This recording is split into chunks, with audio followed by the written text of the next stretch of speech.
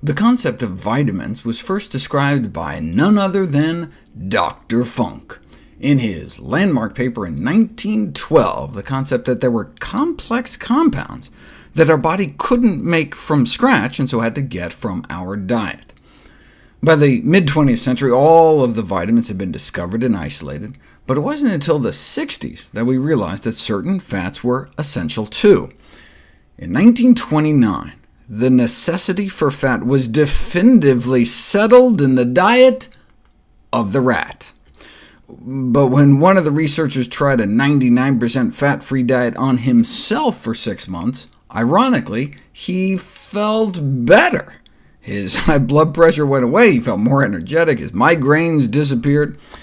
This one-man experiment fortified the medical profession's doubt that essential fatty acids had any relevance to human nutrition, until TPN was developed in the 1960s, total parenteral nutrition, meaning feeding someone exclusively through an IV, initially developed for babies born without working intestines.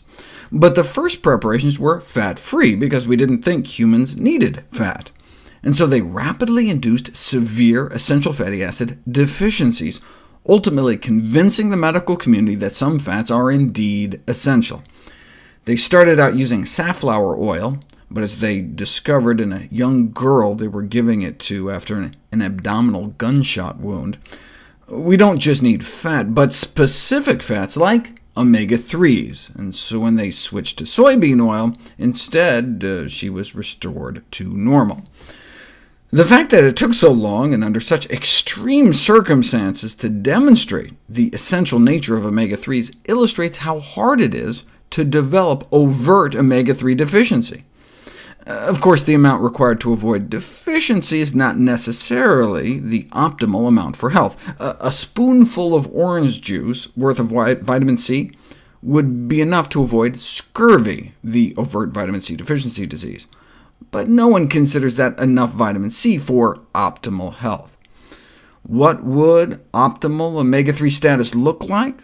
Well, doubt has been cast on their role in heart health, which appears to be based on a faulty premise in the first place, and so taking extra omega-3s for our heart might not make any sense. But what about for our baby's brain?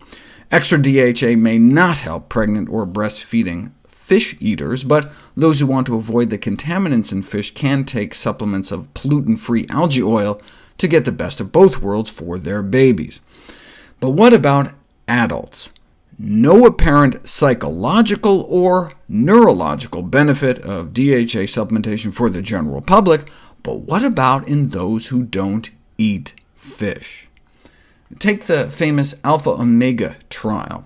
Thousands of people randomized for over 3 years to get either long-chain omega-3s from fish, short-chain omega-3s from plants, or placebo, and they found no significant benefits for any kind of omega-3 supplementation on global cognitive decline.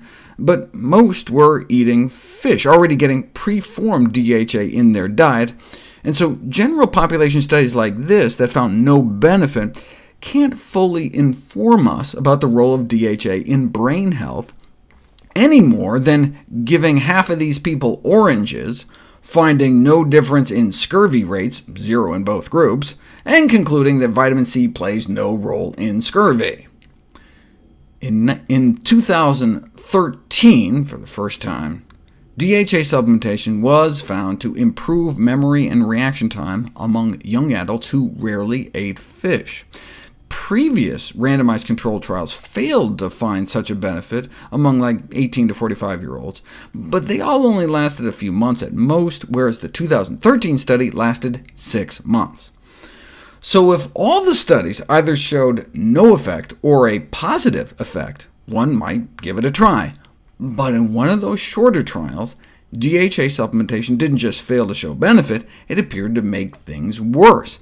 After 50 days, those who consumed the DHA had worse memory than those taking the placebo. So out of the 6 randomized controlled trials, 4 showed nothing, 1 showed a benefit, 1 showed a harm. So if it was just about boosting brain function in the short term, I'd err on the side of caution and spend my money elsewhere. But what about preserving brain function over the long run? I'll address that next.